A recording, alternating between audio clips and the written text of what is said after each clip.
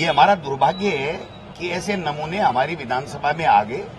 उनको जनता ने अपनी समस्याओं के लिए चुना है, न कि इस तरीके से हिंदू मुस्लिम करने के लिए, नफरत फैलाने के लिए, यहाँ पर नोटंकी करने के लिए, है ना, महिलाओं को जाकर के उसके कार्ड चेक करने के लिए, बच्चों के पीछे दौड़ने के लिए, गनमैन से केले मंगा करके खाने के लिए, इसके लिए थोड़ी दिया उनको।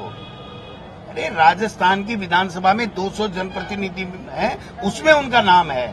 उनको चाहिए कि वो जिस विधानसभा क्षेत्र से चुने हैं वहां पर क्या विकास होना चाहिए, कैसे रोजगार होना चाहिए, कैसे भाईचारा बढ़ना चाहिए 36 कौमों में, उसके ऊपर काम करना चाहिए।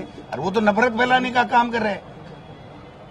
भगवान करे, मालिक करे, ईश्वर करे कि वो सुरक्षित रहें और उनके कोई बढ़ाना हो तो बढ़ाना चाहिए, एस्कोर्ट वेस्कोर्ट बढ़ा देनी चाहिए, क्योंकि जो हरकतें वो कर रहे हैं पता नहीं कब किसका क्या दिमाग गिर जाए। इसलिए मैं तो कहना चाहूंगा डीजीपी से और गृह मंत्री जी से, मुख्यमंत्री जी से कि उनकी सुरक्षा बढ़ा दीजिए या फिर डॉक्टर का इलाज करवाइए डॉक्टर से। देखिए, सम्माननीय पेपर लीक माफिया आदरणीय टोडासरा जी को मैं ये कहना चाहता हूं कि आपने या तो कोई मेरी कहीं सुपारी दे दी है या आपने कोई षड्यंत्र रचा है मेरे को दुर्घटना करवाने का। आपको ये कैसे पता चला कि मेरा जान का खतरा है और मुझे सुरक्षा और चाहिए और मेरे को सुरक्षा करा दी जाए? आपने या तो किसी को मेरे बारे में ये जानकारी दी है कि मेरा नुकसान करे, आप शामिल है इसमें, या फिर कहीं ना कहीं आपने उकसाने का काम किया है किसी को कि जो मेरे पर हमला करे, मेरा नुकसान करे या मुझे जान से मार दे। तो मैं सीधा सीधा आदरणीय पेपर लीक माफिया कांग्रेस के राजस्थान के अध्यक्ष टोडासरा जी पे आरोप रखता हूं कि उन्होंने कहीं मेरी हत्या करने की कोई षड्यंत्र रचा है, कोई साजिश रची है। और वो जिस प्रकार के शब्द बोल रहे हैं ये मेरा नहीं, ये सनातन का अपमान किया उन्होंने।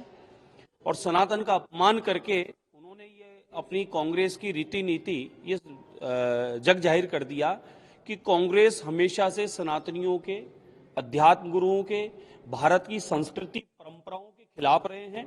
और जीता जागता प्रमाण है कि जब आतंकवादी पकड़े जाते थे तो कांग्रेस उनको छुड़ाने के लिए वकील खड़े करती थी। और जब जब यहां पर तुष्टीकरण की राजनीति हुई तो कांग्रेस में सर्वोपरि अग्रणी रही। साथ ही राम मंदिर की 528 साल की मांग और आजादी के बाद से अब तक राम मंदिर की जो मांग की गई उस पर कांग्रेस हमेशा राम मंदिर न बन पाए इसके पक्ष में रही, राम सेतु के रही। साथ में कांग्रेस और कांग्रेस के मित्रों ने अब तक अपने बयानों के माध्यम से ये बताया कि सनातन डेंगू है, मलेरिया है, कीड़ा मकोड़ा है, अनगिनत गालियां दी।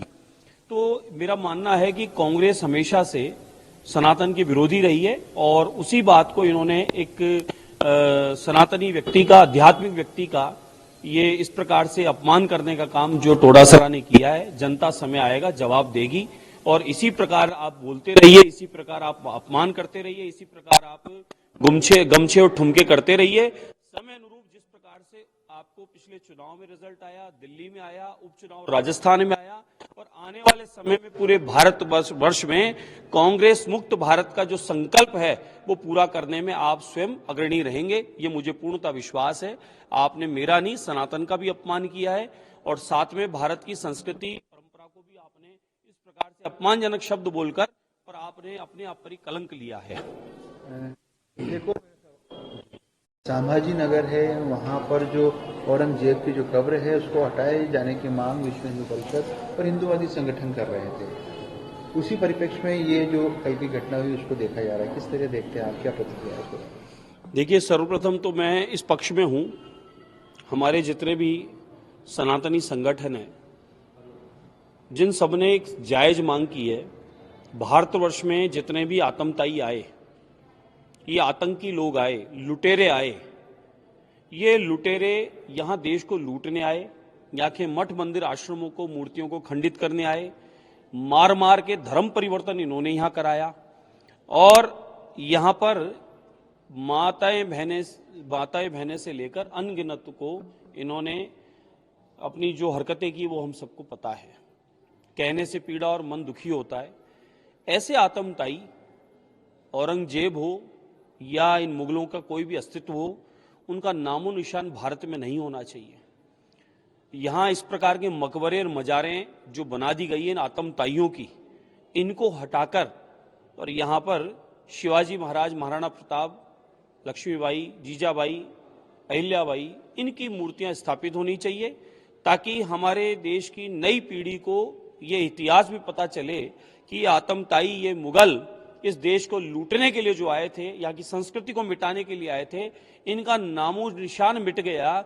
इनके नाम से कोई भी कब्र, कोई भी स्थान यहाँ होना नहीं चाहिए। है तो उसको तुरंत प्रभाव से हटाकर और ऐसे महापुरुषों की वहां मूर्ति लगानी चाहिए, ताकि हमारी नई पीढ़ी को अच्छा एक संदेश जाए। अन्यथा हमारी नई पीढ़ी क्या बताएगी कि इन्होंने हमें लूटा, कसोटा, हमारी अस्मिता को नुकसान पहुंचाया। और उन लोगों की यहाँ आज भी पूजा अर्चना होगी क्या? उन पर अगरबत्ती चढ़ेगी या फूल चढ़ेगा? ऐसों पे जूते चढ़े और इनके मकबरे साफ करके शिवाजी महाराज जैसों की मूर्तियां लगनी चाहिए। और ये देश, यहाँ की संस्कृति, यहाँ की परंपराएं पूरी दुनिया में विख्यात है। आज भारत तिरंगे के साथ, सनातन के साथ पूरी दुनिया में वर्ल्ड लीडर बनकर काम कर रहा है। एकमात्र भारत और ये सनातनी लोग जो सारे जगत की मंगल की कामना करते हैं, सुख शांति की कामना करते हैं और पूरे जगत को अपना परिवार मानते हैं। लेकिन ऐसे कुछ लोग जिनकी यहाँ पर अस्तित्व है, उनके विचारधारा के लोग वो अशांति का संदेश देते हैं। भारत शांति का संदेश देता है। आदरणीय मोदी जी के नेतृत्व में ऐतिहासिक विकास भारत का हो रहा है और उसी विकास में इस प्रकार के अगर आतंकवादियों की कोई ऐसे अस्तित्व आज भी मौजूद हैं तो वाकई में हटना चाहिए। नई पीढ़ी के लिए एक अच्छा